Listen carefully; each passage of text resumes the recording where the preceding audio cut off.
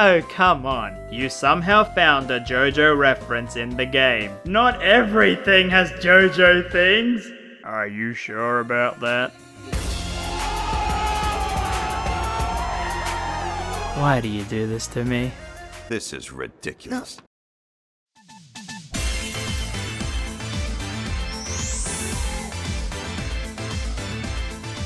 Now that's comedy. Okay, so... January 2019. When is it the 29th? When is it the 29th? And then it released! It's finally here! Also, just thought I'd mention that this video will not be talking about any of the Kingdom Hearts original story, only things relating to the gameplay and Disney worlds. So no, nothing on darkness, organizations, or what Goofy ate for breakfast. It was French toast, by the way. Besides, you don't want to hear any of my thoughts on the Kingdom Hearts original story anyway. It's true. So Kingdom Hearts 3 follows Sora, Donald, and Goofy in that order, because if you don't say it in that order, the world will explode.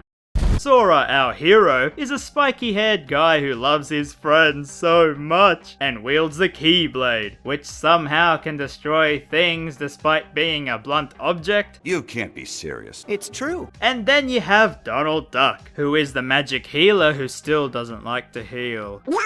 And Goofy, a talking, walking dog. Whoa! And you follow them as they journey through Disney worlds, sorta helping them out, but then just standing there awkwardly like, I'm always watching you. So the worlds you visit include Hercules Land, Pirate Land, Hair Land, Marketing Land, Nostalgia Land, Nostalgia Furry Land, and Marvel Land. Also Winnie the Pooh. He's so adorable, I can't handle it. Excuse me, Rabbit. It's so fluffy! Okay, first up is Hercules Land. And while you're there, all these titans are destroying the place. But can I just say, holy moly, this game looks so good. I never knew that destruction could look this beautiful. I agree. Now, unlike the older KH games, you rarely revisit any old areas. Like you start upon the mountain, then in the city, then back all the way up to the top. Always seeing new things. Yeah. Next up is Tangled, retelling Disney's movie of the Rapunzel story. You know, the girl stuck in the tower with the long hair. The end boss was probably my favorite out of the Disney worlds, and it was really cool with how interactive it was when you got to show Rapunzel around the place. Also, every franchise needs a rhythm game.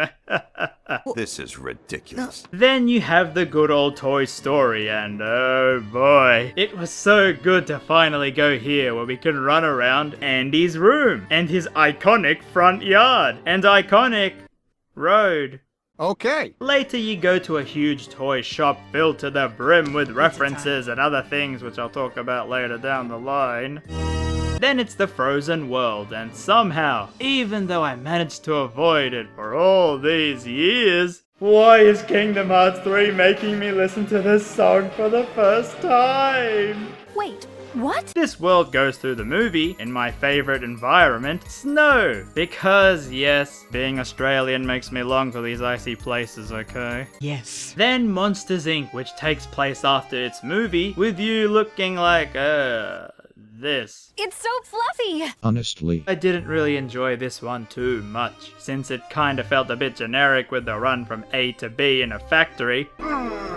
Next is Big Hero 6, another movie I've never seen, and it was kinda hard to get into at the start since it takes place after its movie, but oh boy, flying around the city was so fun! This place really makes use of the vertical exploration, letting you move around the city easily. And finally, good old Captain Jack Sparrow and the Pirate's World. And, a confession? Yes, I am one of those kinds of gamers who dislikes pirate gameplay. It's true. Yep, despite loving the movies, I've never liked them in games. But somehow, Square, you made a dang good pirate game with exploring the islands, having ship battles, finding crabs, Why are there so many crabs? Yes. And overall, this would be my order of fave to least fave Disney Worlds in Kingdom Hearts. Unfortunately, despite loving the Monsters Inc. movie, its level just felt like a run to this place simulator with a generic factory that could have been from any world. And Pirates was the standout for me, not because I adore the movie, but for how good it looked, the characters, and the world. But hey, let me know down below which was your favorite, since I'm not really sure what the overall view is on what's the popular one. But back to the Pirates, I still don't know how they got the world to look as beautiful as it does. And also, Seamless loading! Wow.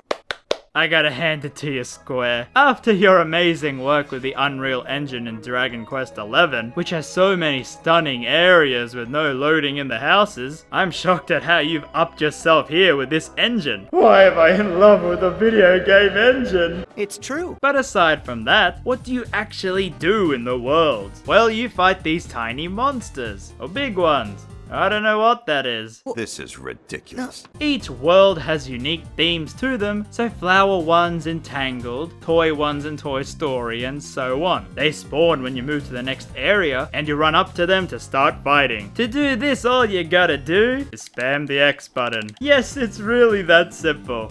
Well, not really. As with so many enemies, you're gonna get hit right, left, and center. So press square to block or hold it to roll in a direction. And in the late game, oh boy, is that square button gonna get mashed. wait, what? Now with KH2, you had the drive forms, where Sora changed his looks to get stronger. But here, it's now Keyblade transformations. So each blade you get after beating the world has attacks themed on said world. And when you do more consecutive attacks past these 3 arrows, you can press triangle to then transform it into another form. Then depending on the blade, you can attack again for another form, or press triangle to do a finishing move, reverting it back after an over-the-top damaging move. You also lock onto enemies with R1, and holding it does this shot lock thing, which targets enemies with the amount of focus you have left, and then it attacks them all. Always use this at the start of a fight. I know you'll forget to do it later in the battle, but with that time at the start, always do it there. Okay. And then you have magic you can use, which needs this MP bar to either damage enemies or heal you. This also has more uses in the worlds in this game, like use water to put out the fire and other creative things, giving you more reasons to try it. Then you have Link summons, where you summon either Disney characters or this balloon thing to give you some crazy moves in battle. And you can only do this if your MP is full. Now a hint from me is that the balloon and Simba ones are the only good ones. You are such a good boy.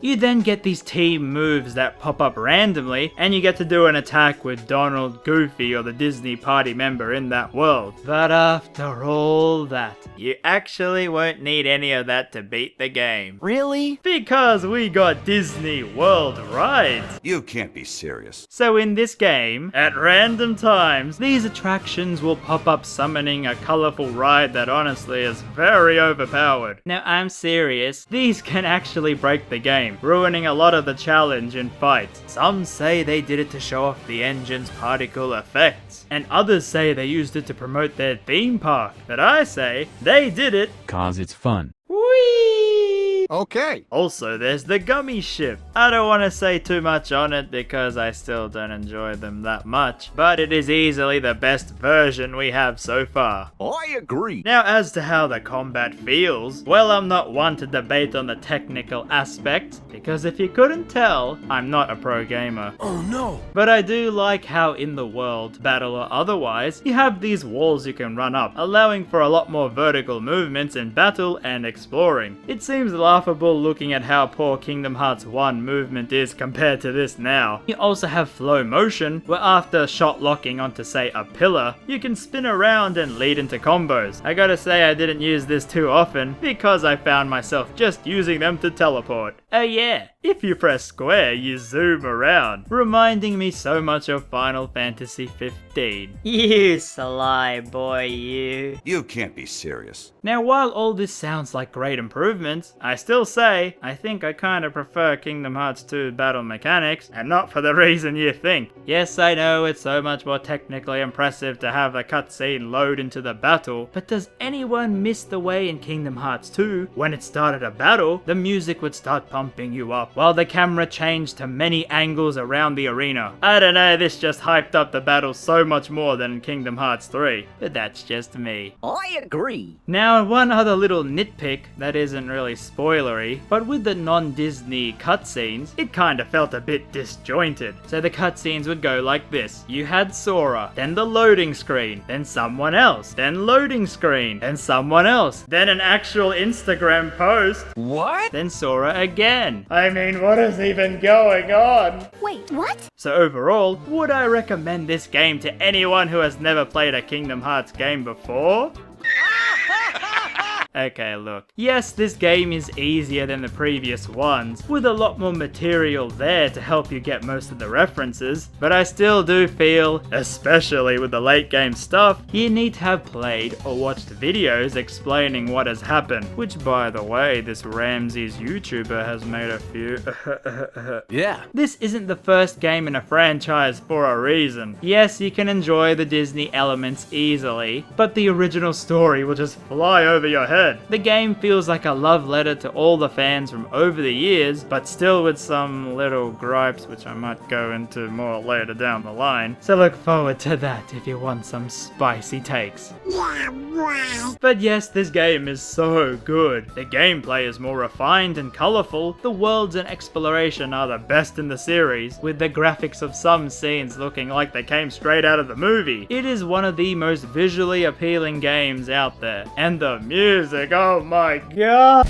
So I hope you all enjoy your time with this, whether you're a long-time fan or a first-timer. Hashtag half pint, hashtag this face, hashtag darkness, hashtag how is this thing even real in a Kingdom Hearts game? This is ridiculous. I agree. Trojan, RamZaes, Magnum, Sheik.